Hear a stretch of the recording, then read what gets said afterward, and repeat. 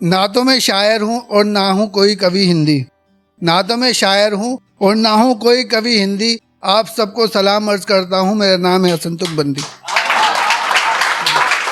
देखिए, एक कविता है, पहले छोटी सी कविता है नेताओं के ऊपर, तो उसका शीर्षक है नेताजी के जवाब। एक बार एक नेताजी अपने मोहल्ले में आ गए। एक बार एक नेताजी अपने मोहल्ले में आ गए। स्टेज पर चढ़े, खूब गरजे, सारी जनता पर छा गए। महंगाई, बेरोजगारी, स्वास्थ्य, गरीबी, ये मुद्दे भाषण से गायब थे। नेताजी तो सिर्फ हिंदू मुस्लिम धर्म जात के नाम पर वोट मांगने के माहिर थे। उस भीड़ में एक ईमानदार पत्रकार भी था। उसे देखते ही डर गए। खिसकने की तो बहुत कोशिश की, मगर नेताजी पत्रकार के हत्थे चढ़ गए। उस पत्रकार ने पहला ही सवाल नेताजी से ऐसा कर दिया। उस पत्रकार ने पहला ही सवाल नेताजी से ऐसा कर दिया। नेताजी का तन बदन सारा का सारा गुस्से से भर दिया। सवाल था, नेताजी महंगाई का बहुत बुरा हाल है। सवाल था, नेताजी महंगाई का बहुत बुरा हाल है। नेताजी ने तिनक कर कहा, अरे महंगाई से तो सारी दुनिया परेशान है। फिर नेताजी से पूछा, युवाओं को आप रोजगार कैसे दिलाएंगे? कम पढ़े लिखों से ई रिक्शा चलवाएंगे और जो होंगे डिग्री डिप्लोमा होल्डर उनसे पकोड़े तलवाएंगे। मगर नेताजी इतने पकोड़े भला खरीदेगा कौन? इस सवाल पर नेताजी रह गए मौन। इतने में ही नेताजी ने प्रस्थान के लिए खड़े हो गए। इतने में ही नेताजी प्रस्थान के लिए खड़े हो गए, हाथ जोड़े और जनता को आशीर्वाद दिया।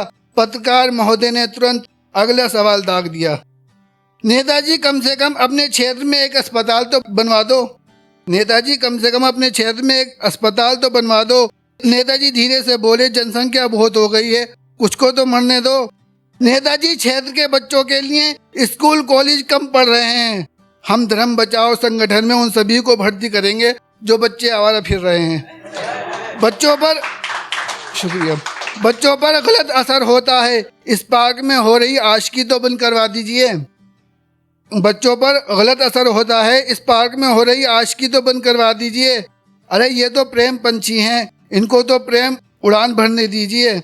अरे नेताजी, यही हाल रहा तो यहाँ का बच्चा बच्चा बिगड़ जाएगा। नेताजी गुस्से से बोले, अच्छा आप चिंता न करें, कल से यहाँ हमारा एंटी रोमियो स्क्वाड इन पर लाठी बरसाएगा।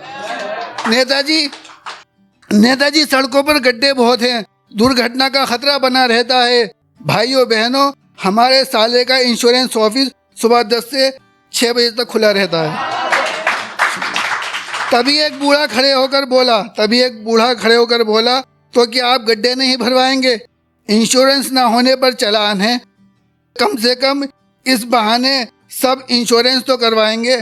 अच्छा नेताजी, ये तो बता दो रास्तों पर रोशनी कब करोगे? अच्छा नेताजी, ये तो बता दो रास्तों पर रोशनी कब करोगे?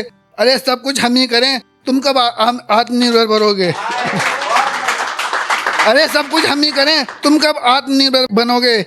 नेताजी, आपकी पार्टी के कार्यकर्ता महिलाओं पर भद्दी टिप्पणी करते हैं। नेताजी, आपकी पार्टी का कार्यकर्ता महिलाओं पर भद्दी टिप्पणी करते हैं। ये सब विपक्ष की चालें हैं, हमारी सरकार से सब जलते हैं। पिछले वर्ष आपकी पार्टी के नेता ही बलात्कारी थे, उनसे तो गलती से ये पाप हो गया था, वरना वो तो सब बहुत संस्कारी थे।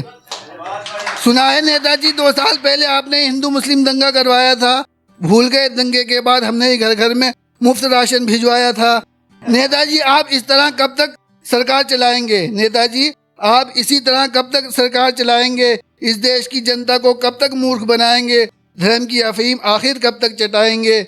इस देश की जनता ही ऐसी है, ऐसे ही बातों से इसे मजा आता है। इस देश की जनता ही ऐसी है, ऐसी ही बातों से इसे मजा आता है। अरे इस देश में इलेक्शन ऐसे ही जीता जाता है। इस देश में इलेक्शन ऐसे ही जीता जाता है।